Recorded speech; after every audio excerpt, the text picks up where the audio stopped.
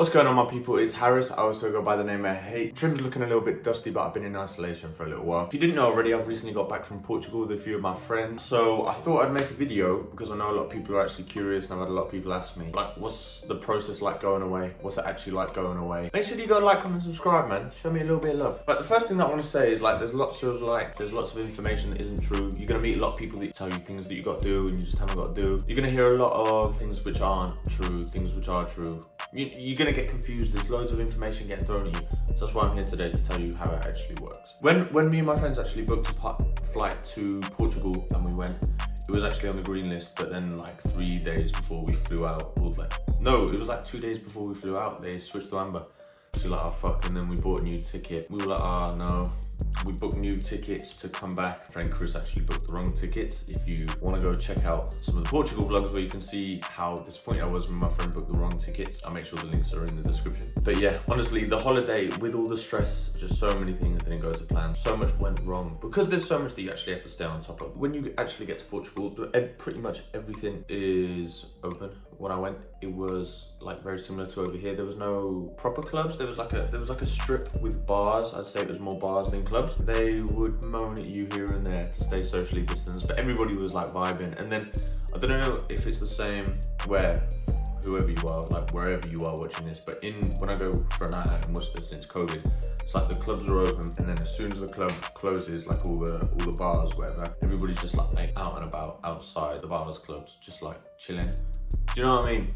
So yeah, it was like that. Like the bars would literally close at 10:30 because that's their rule. They have to close at 10:30, and then everybody would leave, and everybody would just be like in the street, just vibing until like 1 a.m. It was good. Like obviously it's a shame we couldn't stay out and have them dirty nights out till like 4 or 5, but we moved. It was pretty safe over there, to be honest with you. I mean, everything was like pretty socially distant. I mean, the nights out, you know what you expect when you go on a night out. Like, no one really cares. Like, everybody's done a few fucking bevies, do you know what I mean? Alright, geezer, fancy hug. Like, it was like that. Yeah, I'd literally go to the bar, like, outside to get a drink, and the barman would be moaning at me to put a mask on. One thing that I must say, yeah, is the queues coming back from Portugal at the airport. The 2 times that I was at the airport, they weren't pleasant. Like, they just took ages. Like, to be fair, on the second flight they weren't as bad. I'd say probably an hour, but oh my god, the first flight that we actually booked the wrong one, and we just waited in a queue like dickheads. 3.5 hours we were in a queue for. 3.5 hours. Like, the whole mask situation in Portugal is annoying. Like, their rule is you have to wear a mask everywhere you go, like even just in the streets and stuff like that. Like, and the police are savages as well. Like, I remember that, like, after the clubs closed one night, police, they're just like, they're throwing you forward, just trying to get you to fucking move. Like, I spoke to one guy, like, we met a few boys out there, whatever, and I was talking to him. He said, none of him and his friends were wearing masks, and the police were like, put your masks on, and one of them didn't have a mask. And he was like, I haven't got a mask. So they just slapped him like around the face. And that's crazy. But yeah, you have to wear masks everywhere over there, which is jarring. But to be fair, they weren't too strict on it unless it was after a night out. But wow, not even after a night out, I never got told. The COVID tests were probably the worst part of the holiday. So I had to do 1 COVID test before Portugal, 1 whilst I was in Portugal, and I've had to do 3 since I've been back. I've finished them all now, whatever. Don't worry, they're all negative. Oh my god, that was so jarring. And there's like these passenger locator forms that you have to fill out now. I mean, when I went to Cyprus last year, there was something similar, but I didn't need to fill one out for coming back to the UK. And the COVID tests weren't to that extent as well. I don't know what it's like going to a green list country actually, but from what I've heard, you still have to do 3 COVID tests, 1 before, 1 during, 1 after, I think. So yeah, just don't take my word for the green list countries. That's what I think. But yeah, the passenger locator forms, you just have to fill them in with like so much information. They're just annoying. But yeah, we had to do 1 of them each. But no one really like cared about them. No one looked at them. Like my COVID tests, they barely looked at them, and the COVID tests were expensive. All in all, I spent about £300 plus on COVID tests, just COVID tests alone.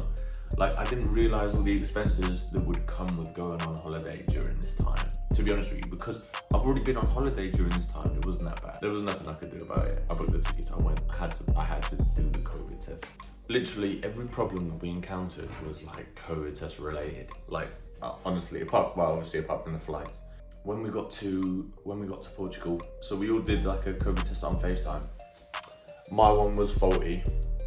Chris's was all right. Lanks didn't bring his, and somehow Lanks got a negative test, and me and Chris got invalid test back. So we had to go the next day and do one. And in Portugal, when they do your COVID tests, I had this old woman do mine. She was not messing around. It was like one of them sticks, yeah, like that.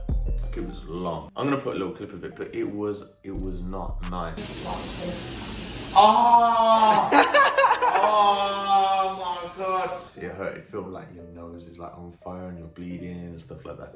You gotta do what you gotta do, man. I wouldn't say that I was really shocked about anything at all, to be honest with you, to do with Portugal. I feel like it was all as I imagined, really, because like we've all adjusted to this sort of normal life now, like with COVID and everything. A year and a half ago, before COVID, if I went on holiday and it was like how it was, I would probably be like, it's pretty much the same as it is in the UK, if I'm gonna be honest with you, apart from having to wear, like, well, they want you to wear masks everywhere. No one really does. So I know a lot of you are wondering, would I recommend going abroad at the moment with everything going on? If it was a green list country, I could imagine things being a lot smoother, but obviously I had to come home and do the isolation, which was a pain. And bearing in the isolation, I just want to say, that was like every day they call you, and my friend Chris does, you lot all know Chris, has been in a few videos. Someone actually came to his house and like made sure that he was at home and stuff like that. So yeah, but I did this thing called test to release. So on day 5 of my self-isolation, I could leave the house and just go back to normal.